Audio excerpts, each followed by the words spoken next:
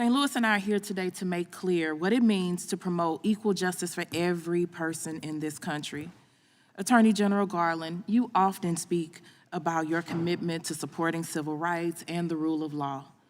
But I have concerns about whether the department under your leadership is doing the absolute most it possibly can to advance these goals. In the limited time I have, I want to share my concerns about specific issues with you directly and to make clear the steps that I believe that the department needs to take. First off, as this hearing has shown, a small number of the department's cases get an outsized level of attention in politics. But the reality is you preside over most of the federal system of mass incarceration. And every day in courtrooms around the country, including St. Louis, prosecutors who ultimately report to you are continuing to disproportionately prosecute disproportionately Black and brown people for disproportionately low-level immigration and narcotics and firearm offenses. And under your watch, the federal incarceration rate has increased for the first time in nearly a decade. Meanwhile, corporate crime enforcement is lower than it was during the Trump administration.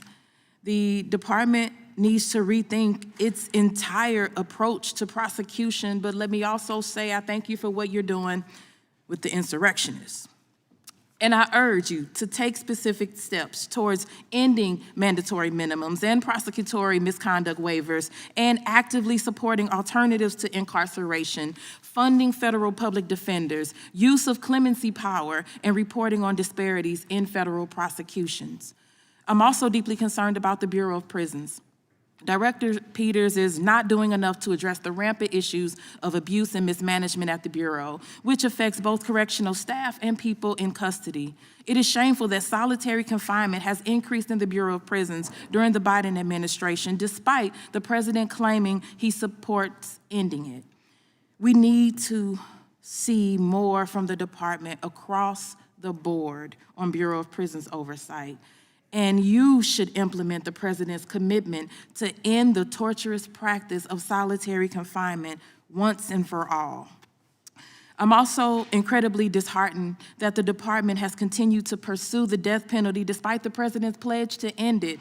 I urge the department to reverse course, including by dismantling the federal death chamber in Indiana and advocating for the commutation of the sentences of everyone on federal death row. I'm also still waiting to see any meaningful progress on the commitments that Associate Attorney General Gupta announced in June 22 around the enforcement of Title VI and the Safe Streets Act. I'd also like to, and I'm going on and on, but I'm taking my time. I also like an update on when the department will respond to the Oversight Committee Democrats' letter from June 2021 about the memo issued by the Trump administration's Office of Legal Counsel concerning the Equal Rights Amendment. That deeply flawed memo is preventing the Archivist of the United States from publishing the Equal Rights Amendment as the 28th Amendment. I know that OLC issued a short clarification after you took office, but the wording was not a clear repudiation of the Trump-era memo. I urge you to fully withdraw the Trump OLC memo, which is baselessly obstructing constitutional gender equality for all. Finally, I cannot overstate how shocked I am by the targeting of protesters who oppose the construction of the Atlanta Public Safety Training Center, or Cop City, and I urge the department to investigate these obvious violations of civil rights. These may all seem like unrelated issues, but to me, to my constituents, to countless advocates, and to people who are most directly impacted, they are interconnected, and they all speak to whether the department under your leadership will advance justice or simply pay lip service to it.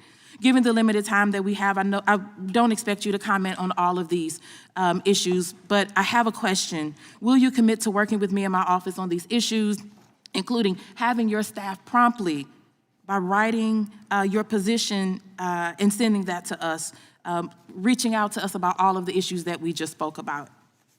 I'd be happy to have the Office of Legislative Affairs to work with your staff. I want to say I could not be prouder of the civil rights record of this department. It is the fundamental basis for why the Justice Department was founded. We have a history of also being obviously involved in the 1960s. When I came to the Justice And Department. I'm going to stop you. I'm not disagreeing with any of that. I just want you to understand where I'm coming from, the things that I would like to see. I don't mean to cut you off, but I need to reclaim my time. Finally, I want to remind everyone yet again that this is what good faith oversight looks like, not the Republican playbook of running interference for a twice impeached, 4 times indicted white supremacist demagogue who would rather overthrow our democracy than admit he lost an election. Thank you, and I yield back. Gentlelady yields back.